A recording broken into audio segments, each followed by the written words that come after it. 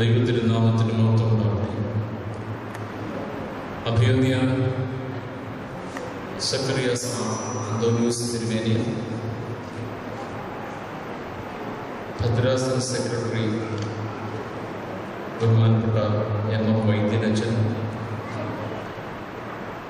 ഈ പഞ്ചായത്തിൻ്റെ പ്രസിഡന്റ് ശ്രീമതി പ്രസന്ന രാമചന്ദ്രൻ,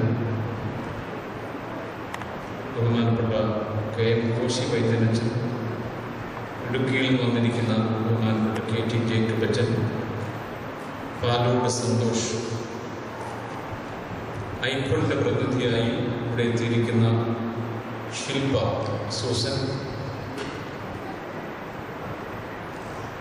ഇന്ന് ഈ റോയി കാരുണ്യനിധി ഏറ്റുവാങ്ങുന്ന റോജിയുടെ മാതാപിതാക്കൾ, ഇവിടെ സന്നിഹിതരായിരിക്കുന്ന ഈ ഇടവകയിലെ മാനേജിംഗ് കമ്മിറ്റി അംഗങ്ങൾ, ഭദ്രാസന കൗൺസിൽ മെമ്പേഴ്സ്, സഭയുടെ മാനേജിംഗ് കമ്മിറ്റി മെമ്പേഴ്സ്, ഈ ഒരു പ്രത്യേക പദ്ധതി സഭ നടപ്പാക്കുമ്പോൾ അതിനോട് മനസ്സുകൊണ്ട് യോജിച്ച് ഇവിടെ എത്തിയിരിക്കുന്ന എല്ലാ പ്രിയപ്പെട്ടവരുടെയും, മലങ്കര ഓർത്തഡോക്സ് സഭയുടെ മാനവ ശാക്തീകരണ വിഭാഗത്തിൻ്റെയും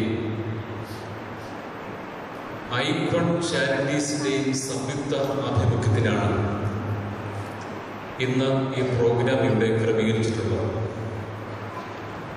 സഭയുടെ മിനിസ്ട്രി ഓഫ് ഹ്യൂമൻ എംപവർമെന്റ് എന്താണെന്ന് ഒരു വാക്കിൽ ആദ്യമേ ഞാൻ പറയുകയാണ്. സഭയുടെ കുടുംബങ്ങളെ ശക്തീകരിക്കാനുള്ള പദ്ധതികളാണ് ഈ ഡിപ്പാർട്ട്മെന്റ് പ്രത്യേകമായി ആവിഷ്കരിക്കുന്നത്. ഓരോ വർഷവും കുടുംബത്തിലെ ഏതെങ്കിലും ഒരു സെഗ്മെന്റിനെ കേന്ദ്രീകരിച്ചുകൊണ്ടുള്ള പദ്ധതികൾ കൊണ്ടുവരും. എല്ലാം വിശദീകരിക്കാനുള്ള സമയത്തിന്റെ അപര്യാപ്തത നിമിത്തം ഈ വർഷം നടത്തുന്ന പ്രോഗ്രാം സംബന്ധിച്ച് മാത്രം ഞാൻ പറയുന്നു. ഈ വർഷം 2015 മാനവ ശാക്തീകരണ വിഭാഗം സഭയിൽ മുന്നോട്ട് വച്ചിരിക്കുന്ന പദ്ധതി നേർവഴി എന്ന പദ്ധതിയാണ്. നേർവഴി എന്ന് പറഞ്ഞാൽ ആധുനിക മാധ്യമങ്ങളെ, സോഷ്യൽ മീഡിയ ഉൾപ്പെടുന്ന ആധുനിക മാധ്യമങ്ങളെ എങ്ങനെ ഉപയോഗിക്കണം, TV, കമ്പ്യൂട്ടർ, മൊബൈൽ ഫോൺസ്, അതുപോലെ തന്നെ പുതിയ സംവേദന ഉപാധികളായ ഇന്റർനെറ്റ്, ഫേസ്ബുക്ക്, വാട്സാപ്പ്, ഇതൊക്കെ എങ്ങനെയാണ് നമ്മൾ ക്രിയാത്മകമായും സർഗാത്മകമായും ഉപയോഗിക്കേണ്ടത്, ഗുണപരമായി എങ്ങനെ ഉപയോഗിക്കണം എന്ന് പഠിപ്പിക്കുന്ന, ബോധവൽക്കരിക്കുന്ന പദ്ധതിയാണ് നേർവഴി എന്നുള്ളത്. അത് ഈ വർഷം സഭയിൽ നടപ്പാക്കുകയാണ്.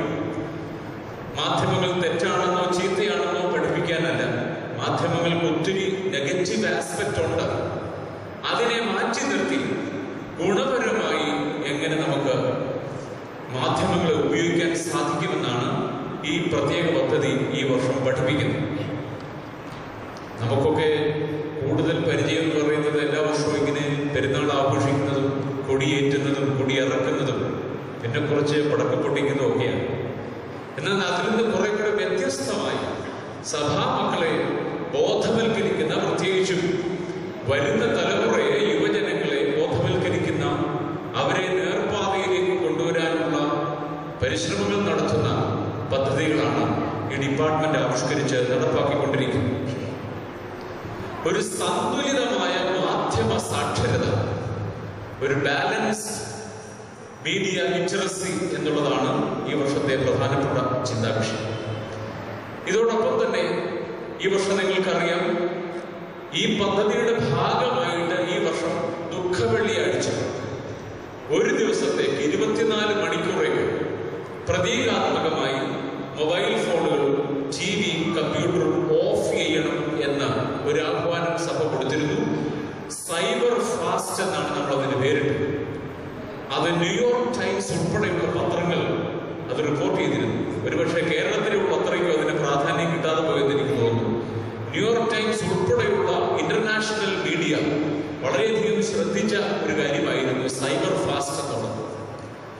ഇങ്ങനെ പലതരത്തിലും കുടുംബങ്ങളെ ശക്തീകരിക്കുവാനും വരുന്ന തലമുറയെ കുറെ കൂടെ നേർവഴിയിൽ നടത്തുവാനുള്ള പദ്ധതികളാണ് ഈ ഡിപ്പാർട്ട്മെന്റ് ആവിഷ്കരിച്ച് നടപ്പാക്കിക്കൊണ്ടിരിക്കുന്നത്. ഈ വർഷം അതോടൊപ്പം തന്നെ നമ്മൾ നടത്തുന്ന മറ്റൊരു പദ്ധതിയാണ് ഓർത്തഡോക്സ് മെഡിക്കൽ ഫോറം എന്നുള്ളത്. സഭയുടെ ലോകമെമ്പാടുമുള്ള മെഡിക്കൽ മേഖലയിൽ വർക്ക് ചെയ്യുന്ന ഡോക്ടേഴ്സ്, നഴ്സസ്, ലാബ് ടെക്നീഷ്യൻസ്, ഫാർമസിസ്റ്റുകൾ ഇവരെല്ലാം കൂടി ഉൾപ്പെടുന്ന ഒരു ഫോറം ഉണ്ടാക്കിയാണ് അതിന്റെ പ്രവർത്തനങ്ങൾ ആരംഭിച്ചിട്ടുണ്ട്. അതിന്റെ ഒന്നാമത്തെ സംരംഭമായിട്ട് ഇപ്പോൾ ഒരു Vipassana emotional support help line എന്ന പേരിൽ ഒരു പരിപാടി ആരംഭിച്ചു കഴിഞ്ഞു. ആന്തരിക സംഘർഷം, മാനസിക ക്ലേശം അനുഭവിക്കുന്നവർക്ക്, പ്രത്യേകിച്ചും ആത്മഹത്യക്ക് ഒരുങ്ങുന്നവർക്ക്, അവരെ അതിൽ നിന്ന് പിന്തിരിപ്പിക്കുവാനും അവർക്ക് വേണ്ട ഉപദേശ നിർദ്ദേശങ്ങൾ കൊടുക്കുവാനുമുള്ള ഹെൽപ്പ് ലൈനാണ് ഇപ്പോൾ ആരംഭിച്ചിരിക്കുന്ന Vipassana emotional support help line എന്ന് പറയുന്നു. ഇങ്ങനെയുള്ള വിവിധങ്ങളായ പദ്ധതികൾ ഈ ഡിപ്പാർട്ട്മെന്റ് നടത്തിക്കൊണ്ടിരിക്കുന്നതിനിടയിലാണ് ഇതുപോലെയുള്ള ചില ഒറ്റപ്പെട്ട ചില കാരുണ്യ പദ്ധതികൾ നടപ്പാക്കിക്കൊണ്ടിരിക്കുന്നു. ഈ കഴിഞ്ഞ വർഷം 2 വർഷമായിട്ട്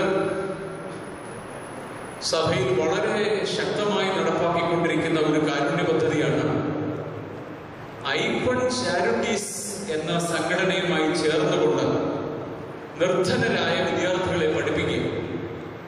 ഈ കഴിഞ്ഞ വർഷം മാത്രം 418 കുട്ടികൾക്ക് 47 ലക്ഷം രൂപയാണ് നമ്മൾ കൊടുത്തത്. 12ാം ക്ലാസ് കഴിഞ്ഞിട്ട് ഉപരിവിദ്യാഭ്യാസം നടത്തുന്ന കുട്ടികൾക്കായിട്ട് 47 ലക്ഷം രൂപ ഈ ഒരു വർഷം നമ്മൾ കൊടുക്കുകയുണ്ടായി. ഈ പുതിയ വർഷം 2015 ടാർഗറ്റ് ഇട്ടിരിക്കുന്നത് 50 ലക്ഷം രൂപയാണ്. അത് ഒരു 500 കുട്ടികൾക്കെങ്കിലും കൊടുക്കത്തക്കമുള്ള ക്രമീകരണം ചെയ്തു വരികയാണ്. അതിനൊക്കെ സഹായിക്കുന്നത്, ഇതിന്റെ പുറകിൽ നിൽക്കുന്നത് സാമ്പത്തിക സ്രോതസ് എന്ന് പറയുന്നത് ഐക്വൺ ചാരിറ്റീസ് എന്ന വളരെ സ്തുത്യർഹമായ സേവനമനുഷ്ഠിക്കുന്ന ഒരു ജീവകാരുണ്യ പ്രസ്ഥാനമാണ്. ഐക്വൺ ചാരിറ്റീസ് ആണ് ഇന്ന് ഇവിടെ ഈ പ്രോഗ്രാം നടത്താനും അതിന്റെ മുഖാന്തിരമായി, അതിന്റെ പിൻബലമായി നിൽക്കുന്നത്.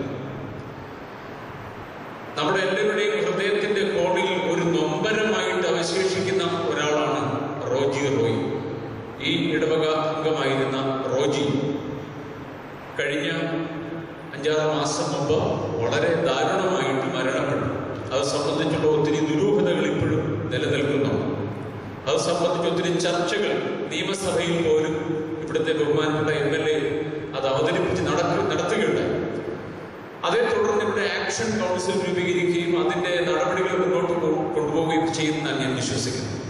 ഏതാണെങ്കിലും നമ്മൾ ആ കുടുംബത്തിന് വേണ്ടി ചില കാര്യങ്ങളൊക്കെ ചെയ്യാൻ ഒരുങ്ങുമ്പോൾ, പ്രത്യേകിച്ചും ജന്മന ബധിരരും സംസാരശേഷി നഷ്ടപ്പെട്ടവരുമായ ഈ മാതാപിതാക്കളെ ആര് സംരക്ഷിക്കും?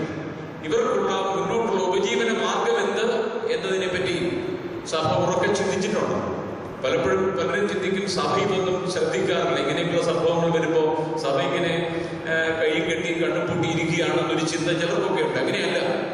ഇങ്ങനെയുള്ള കാര്യങ്ങളെയൊക്കെ സഭ വളരെ ശ്രദ്ധാപൂർവ്വം വീക്ഷിക്കുന്നുണ്ട്. അന്ന് മുതൽ തന്നെ ഈ കുടുംബത്തിന് വേണ്ടി എന്ത് ചെയ്യാൻ സാധിക്കും എന്ന് സഭ വളരെ ശക്തമായി ചിന്തിച്ചതിന്റെ ഫലമാണ് ഇന്ന് ഇവിടെ നടക്കുന്ന ഈ പുണ്യകർമ്മം. ഐക്വൺ ചാരിറ്റീസ് എന്ന് പറയുന്ന സംഘടന മുന്നോട്ട് വന്നിട്ട് ഈ കുട്ടിയുടെ കുടുംബത്തെ സഹായിക്കത്തക്കോണം വേണ്ട എല്ലാ കരുതലും എടുക്കുകയുണ്ടായി. സഭയുടെ മാനവ ശാക്തീകരണ വിഭാഗവും ഐക്വൺ ചാരിറ്റീസും ചേർന്നാണ് ഇതിനുള്ള പദ്ധതി തയ്യാറാക്കിയത്.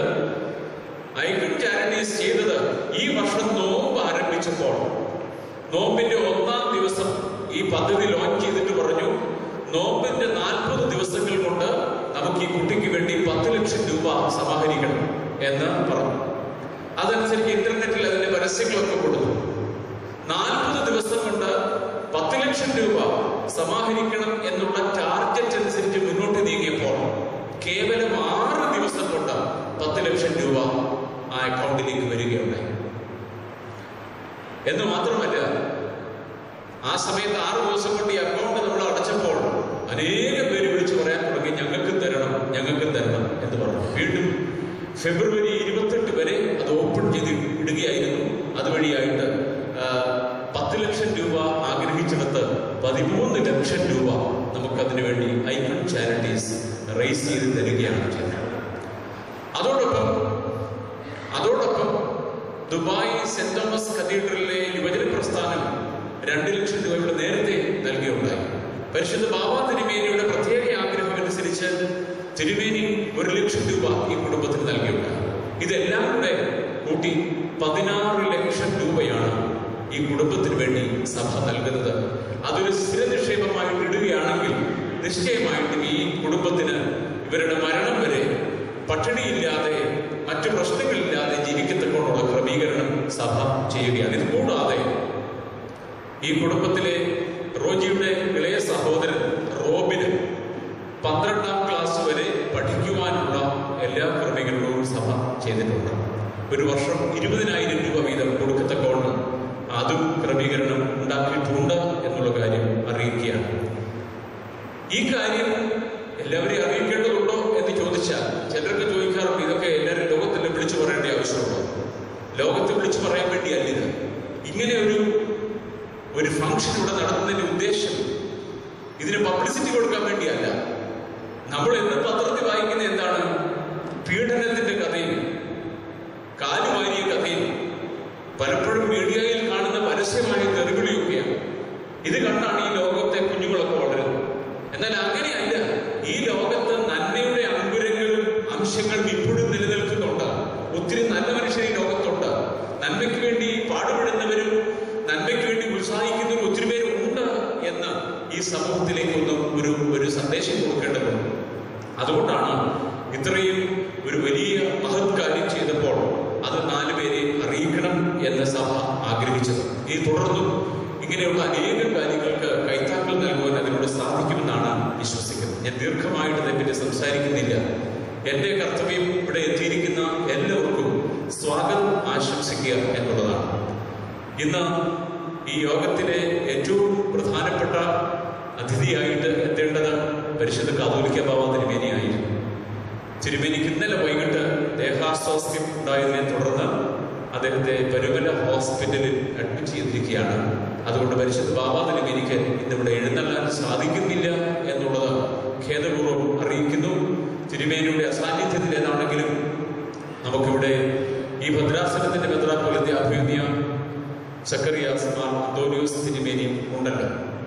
പരിശുദ്ധ ബാബ തിരുമേനിയാണ് യഥാർത്ഥത്തിൽ ഇതിൻ്റെയൊക്കെ പിറകിൽ നിന്നുകൊണ്ട് ഒരു ശക്തമായ ഒരു ഊർജം ഇതിനൊക്കെ നൽകുന്നത്. പ്രത്യേകിച്ചും അദ്ദേഹം ഇങ്ങനെയുള്ള ജീവകാരുണ്യ പ്രവർത്തനങ്ങളിൽ വളരെയധികം ഉത്സാഹത്തോടെ പ്രവർത്തിക്കുന്നുണ്ട്. ഈ മാനവ ശാക്തീകരണ വിഭാഗത്തിന്റെ എല്ലാ ഇത്തരം പ്രവർത്തനങ്ങളിലും ഒരു ചാലകശക്തിയായി അദ്ദേഹം കൂടെ നിൽക്കുന്നു എന്നുള്ളത് നന്ദിയോടെ സ്മരിച്ചുകൊണ്ടാണ് ഞാൻ ഈ വാക്കുകൾ പറയുന്നത്. അദ്ദേഹത്തിന്റെ അസാന്നിധ്യത്തിലും ആ പ്രാർത്ഥന ഞാൻ ആവശ്യപ്പെട്ടു. തിരുമേനിയുടെ എല്ലാ ആശംസകളും അനുഗ്രഹങ്ങളും ഈ കുടുംബത്തിന് അദ്ദേഹം അറിയിച്ചിരിക്കുന്നു. അതും ഇത്തരുണത്തിൽ തിരുമേനിക്ക് വേണ്ടി ഞാനിവിടെ അറിയിക്കുകയാണ്. ഈ ഭദ്രാസനത്തിന്റെ മെത്രാപ്പൊലീത്ത അഭിമന്യ അന്തോണിയോസ് തിരുമേനിയാണ് ഈ യോഗത്തിന്റെ അധ്യക്ഷനായിട്ട് ഇവിടെ സന്നിഹിതനായിരിക്കുന്നത്. അഭിമന്യ തിരുമേനിയോട് ഞാൻ ഈ വിവരം അങ്ങോട്ട് പറഞ്ഞപ്പോൾ തന്നെ വളരെ സന്തോഷത്തോടെ ഇവിടെ കൃത്യസമയത്തുണ്ടാവും, അതിന്റെ വേണ്ട ക്രമീകരണങ്ങളൊക്കെ ഇവിടുത്തെ ബഹുമാനോട് വികാരിയച്ഛൻ മിഥുനച്ഛനെ വിളിച്ച് ചെയ്തു കൊള്ളാം എന്ന് എന്നോട് നേരിട്ട് ഇങ്ങോട്ട് പറയുകയായിരുന്നു. തിരുമേനി വേണ്ടവണ്ണം ആ കാര്യങ്ങളൊക്കെ ക്രമീകരിച്ചു. ഇവിടെ ഒരുപക്ഷെ നമ്മൾ ഉദ്ദേശിച്ച എല്ലാ അതിഥികൾക്കും കൃത്യസമയത്ത് ഇവിടെ എത്താൻ കഴിഞ്ഞില്ല എങ്കിൽ പോലും തിരുമേനി കൃത്യസമയത്ത് ഇവിടെ വരികയും ഈ പുണ്യകർമ്മത്തിന് നേതൃത്വം കൊടുക്കുകയും ചെയ്യുന്നു എന്നുള്ളത് വളരെയധികം സന്തോഷത്തോടെ നന്ദിയോടെ ഓർക്കുന്നു. അഭിമന്യ അന്തോണിയോസ് തിരുമേനിയെ നിങ്ങളെല്ലാവരുടെയും പേരിൽ ഈ യോഗത്തിലേക്ക് സ്വാഗതം ചെയ്യും. ഇന്നിവിടെ കീനോട്ട് അഡ്രസ് കൊടുക്കേണ്ടിയിരുന്നത് തരാനായിട്ട് സമ്മതിച്ച് വാക്ക് പറഞ്ഞിരുന്നത് നമ്മുടെ Kerala chief secretary Shri TG. Thomason IAS ആണ്. എന്നാൽ അദ്ദേഹത്തിന് ഇന്ന് അടിയന്തരമായിട്ട് ഇന്ന് രാവിലെ മുഖ്യമന്ത്രി വിളിച്ചു പറഞ്ഞ് പാലക്കാട്ടേക്ക് പോകേണ്ടി വന്നതുകൊണ്ട് അദ്ദേഹത്തിന് ഈ യോഗത്തിൽ വരാൻ സാധിക്കുന്നില്ല എന്ന് ഖേദപൂർവ്വം അറിയിച്ചിട്ടുണ്ട്. അദ്ദേഹത്തിന്റെയും ആശംസകൾ അറിയിക്കുവാനായിട്ട് എന്നെ ചുമതലപ്പെടുത്തി. അതും ഇവിടെ ഞാൻ അറിയിക്കുന്നു. ഈ ഭദ്രാസനത്തിന്റെ സെക്രട്ടറി ബഹുമാനപ്പെട്ട എം വൈദ്യനച്ഛൻ അച്ഛൻ ഈ യോഗത്തിൽ സന്നിഹിതനായി നമ്മളെ അനുഗ്രഹിക്കുന്നു. ബഹുമാനപ്പെട്ട എം വൈദ്യനച്ഛനെ സന്തോഷത്തോടെ സ്വാഗതം ചെയ്യുന്നു. ഈ പഞ്ചായത്തിന്റെ പ്രസിഡന്റ് ശ്രീമതി പ്രസന്ന രാമചന്ദ്രൻ ഇവിടെ സന്നിഹിതയായിട്ടുണ്ട്. ശ്രീമതി പ്രസന്നയെ ഈ യോഗത്തിലേക്ക് നിങ്ങളെല്ലാവരുടെയും പേരിൽ സ്വാഗതം ചെയ്യുന്നു. ഈ ഐക്കൺ ചാരിറ്റീസിന്റെ ഒരു മുൻനിര പ്രവർത്തകയായി, പ്രത്യേകിച്ചും ഈ റോജി റോയി കാരുണ്യനിധിയുടെ ഒരു സ്പിയർ ഹെഡായി പ്രവർത്തിച്ചയാളാണ് ഇവിടെ ഇരിക്കുന്ന ശില്പ സൂസൻ. ഈ കേരളത്തിൽ ജനിച്ചു വളരാത്ത, മലയാളം വേണ്ടവണ്ണം അറിയാൻ മേലാത്ത ഒരു പെൺകുട്ടിയാണ്. ലണ്ടനിലാണ് താമസിക്കുന്നത്. ഈ കുട്ടിയാണ് ഈ റോജിക്ക് വേണ്ടിയിട്ട് ലോകമാസകലം ഈ ഒരു വലിയ പ്രവർത്തനം നടത്തിയത്. ഇന്ന് ഈ ഫംഗ്ഷനിൽ വന്ന് സംബന്ധിക്കണം എന്നുള്ള ആഗ്രഹമുണ്ടായിരുന്നുകൊണ്ട് UK നിന്നും ഈ കുട്ടി ഇവിടെ യോഗത്തിലേക്ക് വന്നിരിക്കുകയാണ്. ശില്പ ഈ കേരളത്തിൽ ജനിച്ചു വളരാത്ത, മലയാളം അറിയാൻ മേലാത്ത കുട്ടിയാണ്.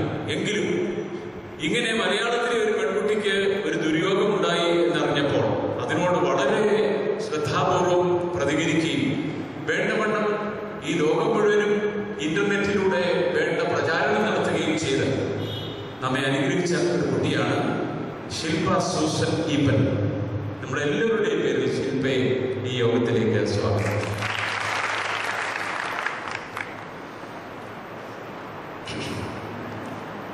ഗ്രേസ് സൊസൈറ്റിയുടെ ഇടുക്കിയിൽ നിന്ന് വന്നിരിക്കുന്ന ബഹുമാനപ്പെട്ട KT ജേക്കബ് അച്ഛൻ ഇവിടെ ഉണ്ട്. സഞ്ജയ് അച്ഛൻ ഇവിടെ എത്തിയിട്ടുണ്ട്.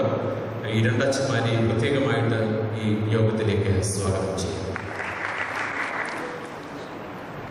ആക്ഷൻ കൗൺസിലിന്റെ സ്റ്റേറ്റ് കൺവീനറായിട്ട് പ്രവർത്തിക്കുന്ന ശ്രീ പാലോട് സന്തോഷ് ഇവിടെ ഉണ്ട്. അദ്ദേഹത്തെ ഈ യോഗത്തിലേക്ക് സ്വാഗതം ചെയ്യുകയാണ്.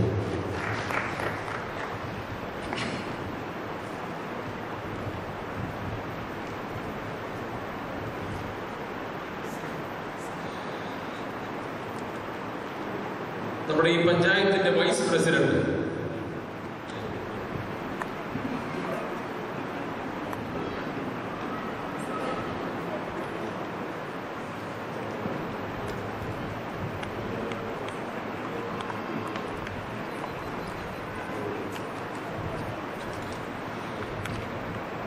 ഇവിടെ നമ്മെ വന്ന് അനുഗ്രഹിക്കാം എന്ന വാക്ക് തന്ന ഒരാളാണ് ഇവിടുത്തെ MLA ശ്രീ MA ബേബി. അദ്ദേഹം നേരത്തെ ഇവിടെ വന്നിട്ട് പോയിരുന്നു. മറ്റ് എന്തോ അത്യാവശ്യമുള്ള അദ്ദേഹം ഇവിടെ വന്നിട്ട് അദ്ദേഹത്തിന്റെ ആശംസകൾ അറിയിച്ചിട്ട് പോയിരുന്നു എന്നറിഞ്ഞു. എങ്കിലും അദ്ദേഹത്തിന് വേണ്ടി ഇവിടെ സംസാരിക്കുവാൻ തക്കോണം ജില്ലാ പഞ്ചായത്ത് മെമ്പർ ശ്രീ SL സജികുമാർ എത്തിയിട്ടുണ്ട്. ശ്രീ സജികുമാറിനെയും സന്തോഷത്തോടെ സ്വാഗതം ചെയ്യുന്നു. ഇതിന് വേണ്ട ക്രമീകരണങ്ങളൊക്കെ ചെയ്തിരിക്കുന്നത് ഇവിടുത്തെ ബഹുമാനപ്പെട്ട വികാരി അച്ഛനും ഇവിടുത്തെ മാനേജിംഗ് കമ്മിറ്റി അംഗങ്ങളുമാണ്.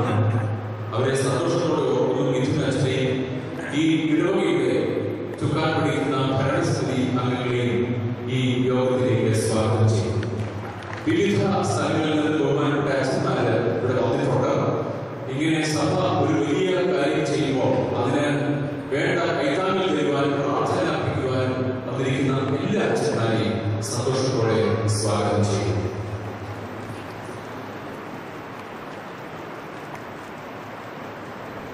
പ്രധാനമായിട്ട് സ്വാഗതം ആശംസിക്കേണ്ടത് രണ്ടുപേരാണ് ഇവിടെ ഇരിക്കുന്നവർ. റോജി റോയിയുടെ പിതാവും മാതാവും ശ്രീ റോയി ജോർജും ശ്രീമതി സജിത റോയിയും. അവരാണ് ഇന്ന് ഈ കാരുണ്യനിധി ഇവിടെ ഏറ്റുവാങ്ങുന്നത്. അവരെ രണ്ടുപേരെയും സന്തോഷത്തോടെ സ്വാഗതം ചെയ്യുന്നു.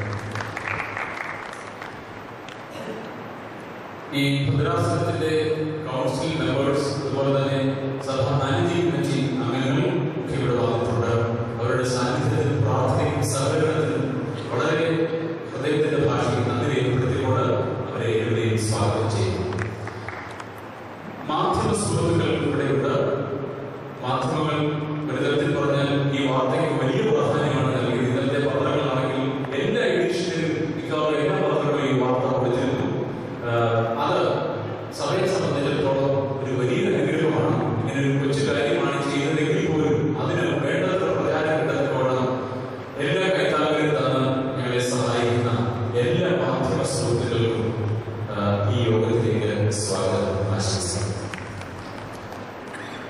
റോജിയുടെ ഈ കുടുംബം കൂടുതൽ നന്നായി നിരാശയിലേക്ക് എഴുതി വീഴാതെ പ്രത്യാശയിൽ നിലനിൽപ്പാതെ ഓടണം. ഈ പ്രവർത്തനങ്ങൾ ഉതകട്ടെ, അതിനായി ഇത് മുഖാന്തരമാകട്ടെ എന്ന് പ്രാർത്ഥിച്ചുകൊണ്ട് ഈ കുടുംബത്തിന് എല്ലാ അനുഗ്രഹങ്ങളും നേർന്നുകൊണ്ടും റോജിയുടെ ആത്മാവിന് നിത്യശാന്തി നേർന്നുകൊണ്ടും ഇവിടെ എത്തിയിരിക്കുന്ന എപ്പേർപ്പെട്ടവരെ, പ്രത്യേകിച്ചും ഈ ഇടവകയിലെ അംഗങ്ങളായിട്ടും ഈ സമീപ പ്രദേശങ്ങളിൽ നിന്ന് വന്നവരായിട്ടും ഇവിടെ എത്തിയിരിക്കുന്ന എല്ലാ ആളുകളെയും ഒരിക്കൽ കൂടെ സ്വാഗതം ചെയ്തുകൊണ്ട് നിർത്തുന്നു. ദൈവം അനുഗ്രഹിക്കട്ടെ.